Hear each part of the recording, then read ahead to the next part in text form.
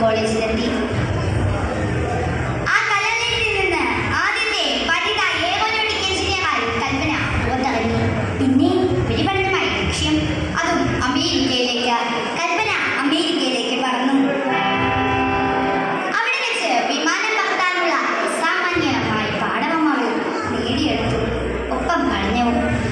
വെച്ച് കണ്ടുമുട്ടിയ തീൻ ഹരിസൺ എന്ന സഹപ്രവർത്തകരുമായുള്ള അടുപ്പം അവളെ വിവാഹത്തിലേക്ക് കലാശിച്ചു. അത് കഴിഞ്ഞ് കൽപ്പനയുടെ ഓരോ വിജയത്തിനും തീൻ ഹരിസൺ താമം തണലുമായി. എയറോസ്പേസ് എഞ്ചിനീയറിന് കൽപ്പന ഡോക്ടറേറ്റ് നേടി. അവളുടെ കഴിവുകൾ അംഗീകാരം എന്ന വണ്ണം നാസ റിസർച്ച് സെന്ററിലേക്ക് കൽപ്പന തിരഞ്ഞെടുക്കപ്പെട്ടു.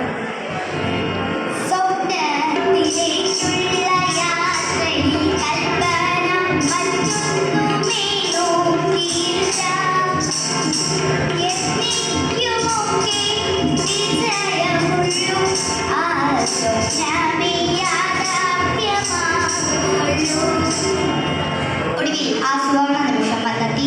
1997 ബഹിരാകാശ യാത്രയിലേക്ക് കൽപ്പന തിരഞ്ഞെടുക്കപ്പെട്ടു. STS-87 എന്ന ബഹിരാകാശ പേടകത്തിൽ അവർ ചരിത്രത്തിലേക്ക് കുതിച്ചു.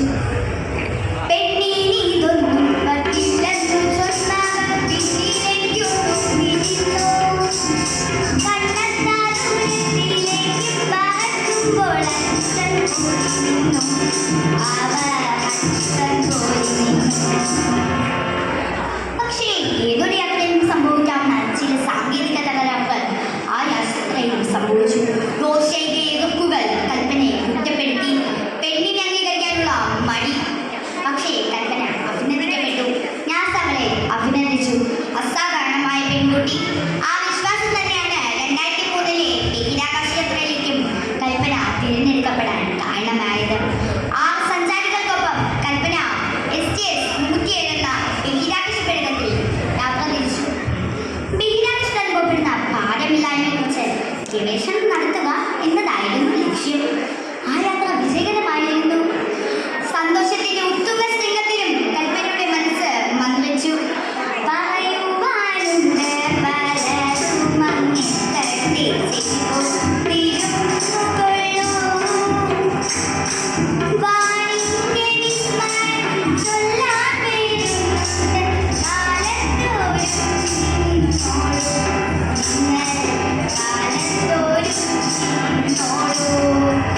ലോകം ചെവിയോർത്തിരുന്നു.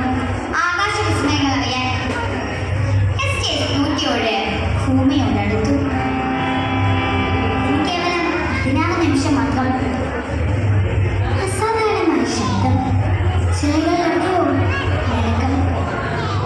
കൽപ്പന മനസ്സിലാക്കി, എന്റെ അനുഭവങ്ങൾ അവരോട് പങ്കുവെക്കാൻ കഴിയില്ല. ഞാനിതാ നക്ഷത്രങ്ങളിലേക്ക് മടങ്ങിപ്പോകുന്നു. പെട്ടെന്ന് ആ അതെ, ആ നക്ഷത്രങ്ങളെ സ്നേഹിച്ച വന്മതിലിനെ ആ നക്ഷത്രങ്ങൾക്ക് വേണമായിരുന്നു. അവരവളെ എളുപ്പത്തിൽ സ്വന്തമാക്കി.